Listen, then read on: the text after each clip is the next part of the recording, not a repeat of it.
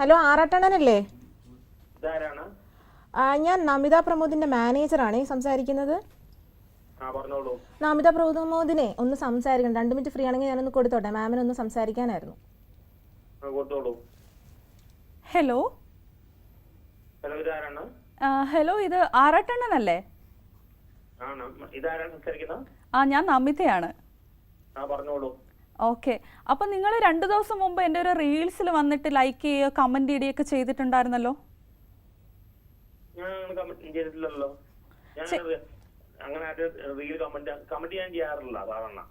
അല്ല, ഞാൻ ഇതുപോലെ നോക്കിയപ്പോൾ നിങ്ങളുടെ ഒരു കമന്റ് വന്ന് കിടപ്പുണ്ടായിരുന്നു. എഴുതിയിരിക്കുന്നൊന്നും പറയാൻ പറ്റത്തില്ല, അതുകൊണ്ടാണ് ഞാൻ ഡയറക്റ്റ് തന്നെ വിളിക്കാന്ന് വെച്ചത്. ആറാട്ടണ്ണൻ എന്ന് പറഞ്ഞിട്ടുള്ളൊരു ഇൻസ്റ്റഗ്രാം പേജിൽ നിന്നാണ് എനിക്ക്. ഓ, അപ്പൊ അങ്ങനെ ആയിരിക്കും അല്ലേ? Okay okay. അപ്പൊ എന്തായാലും ഓക്കെ, അപ്പൊ എന്റെ മൂവീസ് ഒക്കെ കാണാറുണ്ടോ? എന്തായാലും ഞാൻ വിളിച്ച സ്ഥിതിക്കൊന്ന് ചോദിക്കുകയാണ്. കാണാറുണ്ട്. അപ്പൊ എന്റെ ഏറ്റവും ഇഷ്ടപ്പെട്ട മൂവി ഏതാണ്? എനിക്ക് തോന്നുന്നു മറ്റേ ധ്യാന്റെ ഒപ്പം അജു വർഗീസ് ഒപ്പമുള്ള ഒരു കപ്പിയാറ. Okay okay okay. അത് വളരെ ഇഷ്ടപ്പെട്ടു. അത് മാത്രമേ ഇഷ്ടപ്പെട്ടുള്ളൂ? ഞാൻ എല്ലാം കണ്ടിട്ടില്ല, എല്ലാ മൂവീസും കണ്ടിട്ടില്ല. ഓക്കെ. അപ്പൊ എന്റെ ഫിലിംസ് ഒന്നും കാണാറില്ല അല്ലേ? അല്ല, ഞാൻ തിയേറ്ററിൽ പോയി കാണാറുണ്ട്. എല്ലാ ഫിലിംസ് കാണാറുണ്ട്. Okay okay. പേരെ കണ്ടിട്ടുണ്ട്, ഓർമ്മയില്ല. ഇപ്പത്തെ പേരിലുള്ള കോംപ്ലിക്കേറ്റഡ് പേരാണല്ലോ. ഒരു 3-4 മൂവീസ് കണ്ടിട്ടുണ്ട്. ഓക്കെ, ഞാനൊരു കാര്യം പേഴ്സണലി ചോദിക്കാണ്. ഇപ്പൊ ആറാട്ടണ്ണന് ആരെങ്കിലും ക്യാഷ് തന്നിട്ടാണോ ഇങ്ങനെ റിവ്യൂസ് ഒക്കെ പറയുന്നത്? ഞാൻ ക്യാഷ് വാങ്ങിക്കാറില്ല. ഞാൻ ഇതുവരെ ക്യാഷ് വാങ്ങി റിവ്യൂ ചെയ്തിട്ടില്ല. ഓക്കെ. ഇതുപോലെ എന്നെ പോലെ കുറെ ആക്ട്രസ് ഒക്കെ വിളിക്കാറുണ്ടോ? ഈ ചിലപ്പോൾ കോണ്ടാക്ട് ഉണ്ട്.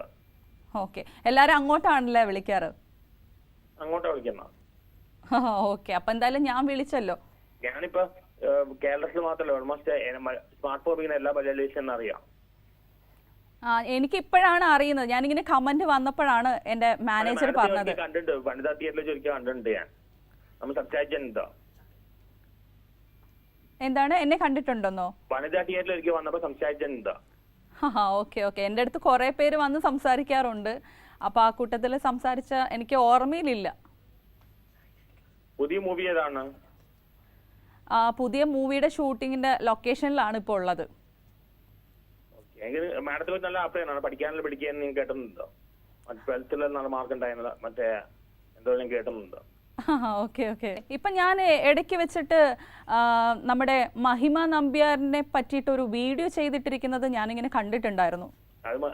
ഞാൻ പറഞ്ഞത് മഹിമ എന്തോ എൻഗേജ് ആണ് അറിഞ്ഞത്, അതോടെ നിർത്തിയാണ്.